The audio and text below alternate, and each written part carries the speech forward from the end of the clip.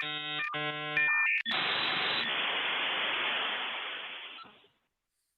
right, good morning. What's up, everybody? Welcome to your daily morning cybersecurity threat briefing. My name's Gerald Auger.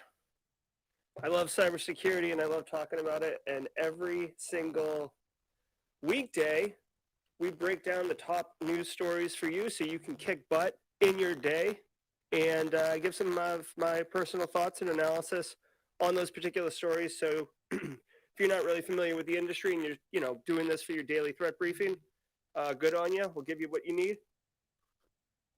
Hopefully you get your coffee. It's a long weekend for me. I needed this coffee for real. All right, so let's get into it here. Adrian, love it. Love it, love it, love it. Anthony Gibbs, good to see you, man. Happy New Year. Yes, we did it, 2022. Increase my mic, Jerry. All right, hey, Jerry, how about this? How about if I stand closer to the mic? I have a tendency to like wander around and it's really bad mic presence. Good morning, Joshua. Let me know, Jerry, let me know if this is better instead of me adjusting the audio. Is it still low? All right, hold on. I'll juice the mic up a bit. I'll juice the mic up. Here we go. Let's see. Okay, yeah, I'll still give it a little goose. Hold on one second. Let's give it a little goose. All right, how's that? I gave it a little punch. We're trying to get the mic audio right. I just bumped it up about 10%. So we'll see how it goes. Hey, Rob. Guys, we got a good one today. Let's get into it. And if the mic's still low, let me know throughout the show and I'll pump it up. I'll give it another little goose, okay? Let's get into this week, January 3rd cybersecurity briefing. It's cybersecurity headlines. It's Monday, January 3rd, 2022. Microsoft Exchange Year 2022 bug breaks email delivery. According to numerous reports from Microsoft Exchange admins worldwide, a bug in the FIPFS engine started blocking email delivery with on-premise servers as of midnight on January 1st.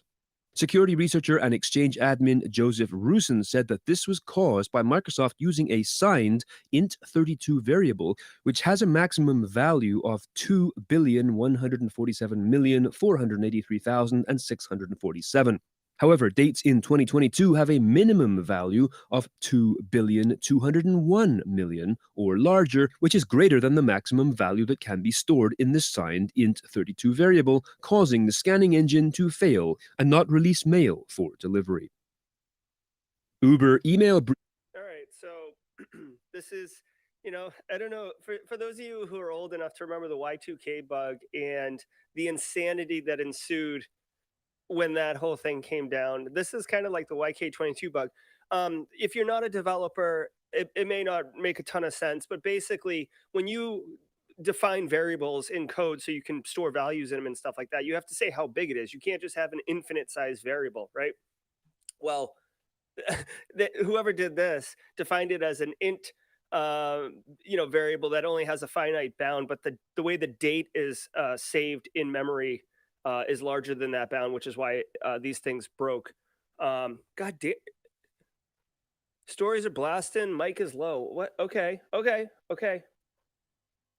I'm gonna juice this baby up hardcore. Okay, guys. I just juiced the mic up pretty strong. I put it. There's an overdrive button. I hit overdrive. Are the stories still too loud?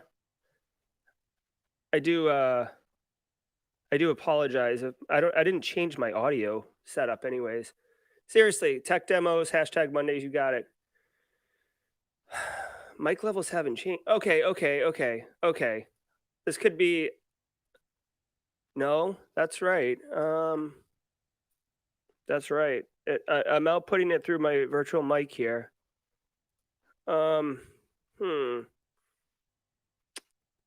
Well, I'm going to keep rolling, guys. The audio is much better. Before, the audio was low and the story was much louder.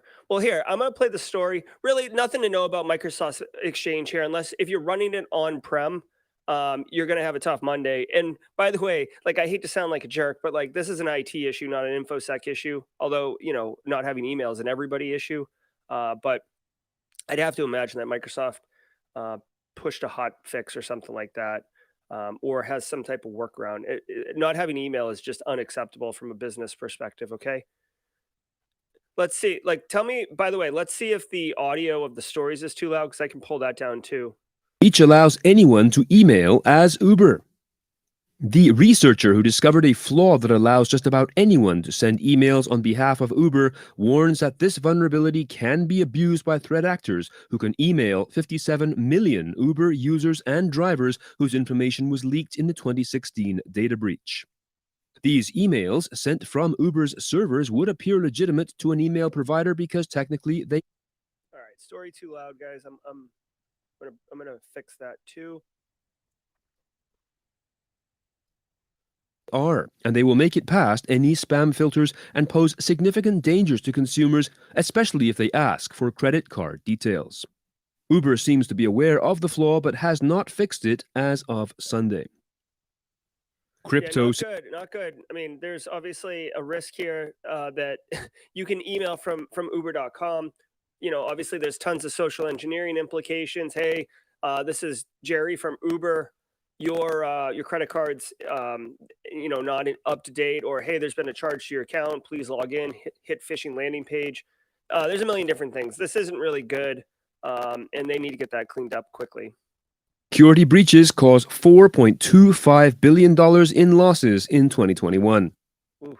According to a report published by Invez, INVEZZ, the number of crypto security breaches has increased by upwards of 850% in the last decade, amounting to over $12 billion in stolen funds in that period. This includes a spike in 2021, in which $4.25 billion worth of cryptos was stolen by cybercriminals, primarily in Japan, South Korea, the United States, the United Kingdom, and China. Have I been Okay. pwned? Now, I mean, all I took away from that story, I mean, now I'm getting distracted with my mic and audio levels getting all jacked up. So all I'm taking away from this story is, it's a fun, well, fun's probably not the right word. It's an interesting data point that you can include in like PowerPoints and stuff like that. $4.25 billion lost in crypto. Okay, it's no surprise, guys. Crypto is money. Bad guys like money. Crypto is difficult to trace, kind of, if it's blockchain and stuff like that, but it is, um, it's a real asset, and it's got challenges to protect because it's new. So no surprise here that bad guys are going after it. Good morning, Isaiah. Good morning, crack me up, guys. Thanks again for working with me on these audios. I'll get that sorted out later today. includes credentials for 441,000 accounts from the Redline breach.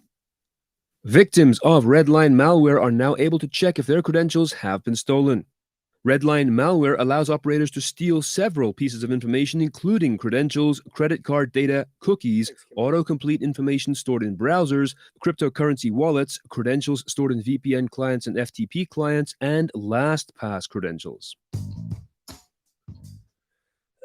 Okay, so this is good. Have I been pwned is a service that everybody should know about. It's if you Google "Have I been pwned," you'll find it. It's basically a website. I think it's Troy Hunt runs, and it's just basically a repository of all leaked passwords. You can't get those passwords. You can just check to see if your account is in those lists or your organization's account, which is a fantastic service.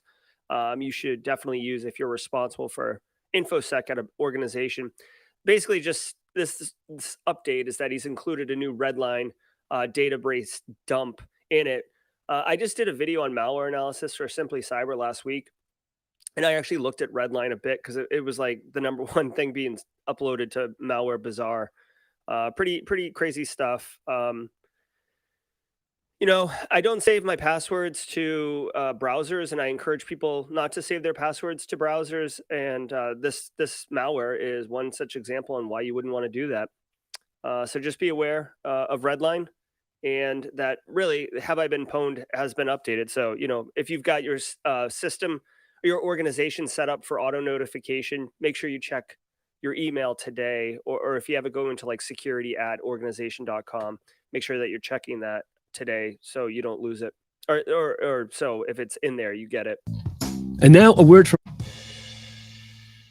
copycat and fad hackers will be the bane of supply chain security in 2022.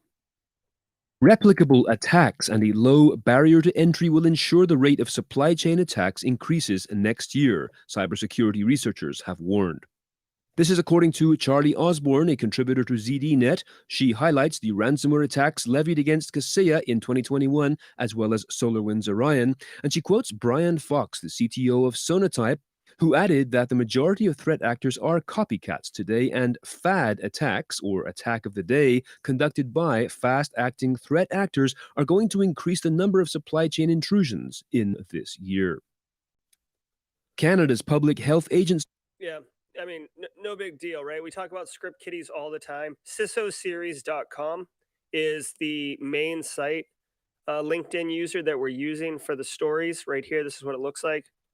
Um, basically, script kiddies tools are being made easier to use. They're just saying, here, expect an increased attack load on your organization. That's what I'm taking out of this.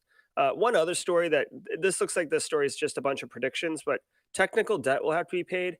I don't know if you can see that, but I think it's important to spend 1 second telling you guys this. If you're not familiar with the term technical debt, you should get familiar with it. It's basically when you have technology or systems in your environment that that have some kind of um, like anchor tied to them. You can't upgrade something because you have this other system, or like Mark developed some in-house access database solution that works, and you didn't have to pay for a consultant to come in. But guess what? Like Mark left the company 4 years ago, and nobody knows how it works, but it's mission critical. That is technical debt.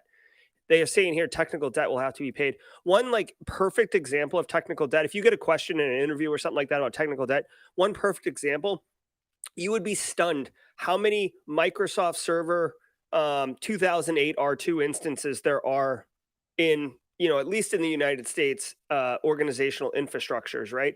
This server is from 2008, right? And you have to upgrade to a newer version, like 2000, 13 or 19, I think they may even have now, whatever. You have to upgrade your overall Microsoft Active Directory domain level up in order to take advantage of all sorts of additional services, right? Say you want to use like multi-factor, Azure multi-factor for your on-prem and your cloud solutions. You can't do it with 2008 R2. You have to be on a newer build. That is technical debt. And it's debt because you have to pay it before you can actually take advantage of some of the services and features and functions that you want. Okay. It's an important topic to understand. He admits it tracked mobile devices during lockdown. Due to the urgency of the pandemic, the Public Health Agency of Canada accessed location data from 33 million mobile devices collected from cell tower location data throughout the COVID-19 response. This, according to a spokesperson speaking to Canada's National Post newspaper. In March, the agency awarded a contract to the TELUS Data for Good program, TELUS being one of Canada's main telecom providers, to provide de-identified and aggregated data of movement trends in Canada. The contract expired in October, and the agency says it no longer has access to the location data. The agency used the location data to evaluate the effectiveness of public lockdown measures and to allow the agency to, quote, understand possible links between movement of populations within Canada and the spread of COVID-19. Wow. Okay. So wouldn't have guessed Canada as the country to do kind of mass um, GPS, where are you citizen tracking. A bit of a privacy issue. I mean, I guess you can see and understand their intent here because of COVID and near contact and stuff like that, close contact. Um, what? So whatever. I guess the thing is, there's no surprise. Governments will do this, can do this, and it gets a little scary, right? Because what if they're not tracking COVID people, but they're tracking people who are, opposite of whatever the current power is in government, right? Like that happens in some other countries where, if you're an investigative journalist investigating whoever's the president, um, this technology, this solution can be made available for those for the it's the same solution. It's just a different intent, right? One thing that I did find funny, heard in the story in March. I know you guys can't read this, but it says in March the agency awarded a contract to TELUS Data for Good. Like it kills me when they do this type of branding or propaganda. TELUS is like T-Mobile or AT&T, but TELUS for Good was the name of the program. For Good, right? So like it don't worry, it's for good. Like don't be mad, it's for good. Like it's such a propaganda. I mean, if it was called TELUS for mass surveillance, you probably might raise an eyebrow, but all right. End quote. U.S. officials ask AT&T and Verizon to delay 5G Oh, we talked about wireless this a few over weeks ago. aviation safety concerns. Following up on a story we brought to you late last year, the U.S. Transportation Secretary Pete Buttigieg and the head of the Federal Aviation Administration on Friday asked AT&T and Verizon Communications to delay the planned January 5th introduction of new 5G wireless services. This over aviation safety concerns about potential interference of 5G with sensitive aircraft electronics like radio altimeters that could disrupt flights. However, they said that under the framework, commercial C-band service would still begin as planned in January, with certain exceptions around priority airports. All right, so we did talk about this last end of last year. Basically, 5G and air traffic control share a common frequency band, so there's going to be some interference and conflict. I find it interesting that the United States is asking private sector to delay a project. Guys, it is interesting to follow this story. Think about it for a second. Like AT&T, Verizon are for-profit companies, right? They have projects, they have tons of people and resources and money executing on mission, right? So they want to deploy 5G wireless because they probably have plans to take advantage of 5G or to sell it, and they've invested in marketing and technology upgrades at their tower sites and stuff like that. So just asking them to like kick it down to the right on schedule a little bit is an easy ask, but it's an incredibly impactful decision. So but I mean it is like airplane safety. So we'll see how it goes. I don't, it could be one of those like, what's in it for me kind of thing. Is it a tax breaks or something like that? I don't know. Maybe I'm being a little too cynical, but hopefully they get this sorted out. I certainly, am fine with 5G as far as like a network medium, but if it's going to cause a conflict with my plane landing, I don't like it that much. 4G is fast enough, right? Yeah. Hey, I love the chat too, by the way. Hey, Gabriel. Hey, Kimberly. Yeah, priority airports. I don't necessarily know what that means. Does that mean like Reagan and Dulles and like the ones where the people who are making decisions fly into? Is that what it is?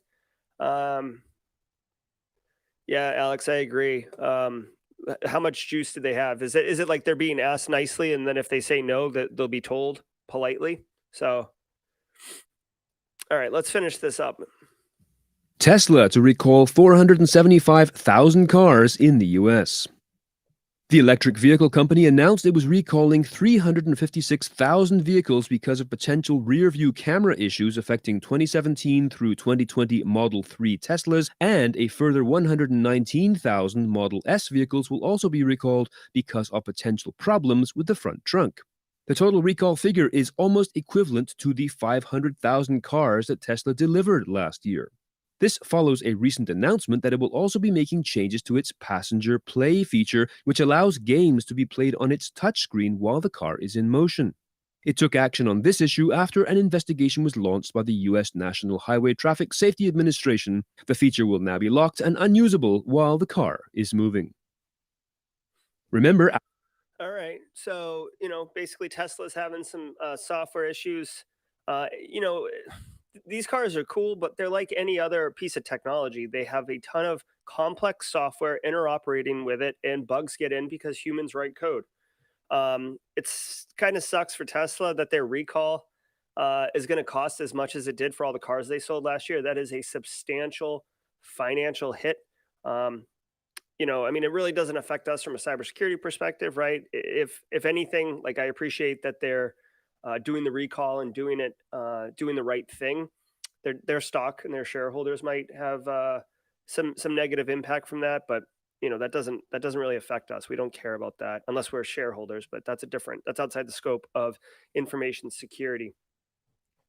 So, guys, I got some comments from people about me going on too long, so I will wrap it up. Those are our stories for today. I do want to make you all aware that this Thursday at 4:30 p.m. Eastern Standard Time on Simply Cyber, we're having John Schrader, the guy is legendary, wonderful person. I've talked about fantastic contributor to our community. He's going to come on and talk about things and education, pivot, build, and anti-site minutes delivery. At the end of this month, I will be attending that training myself, so I'm very interested in having conversations with John. Guys, I always appreciate it. I've been getting some really kind letters from people who enjoy the show. I don't see them in chat ever, so like they must be lurking, which is totally fine.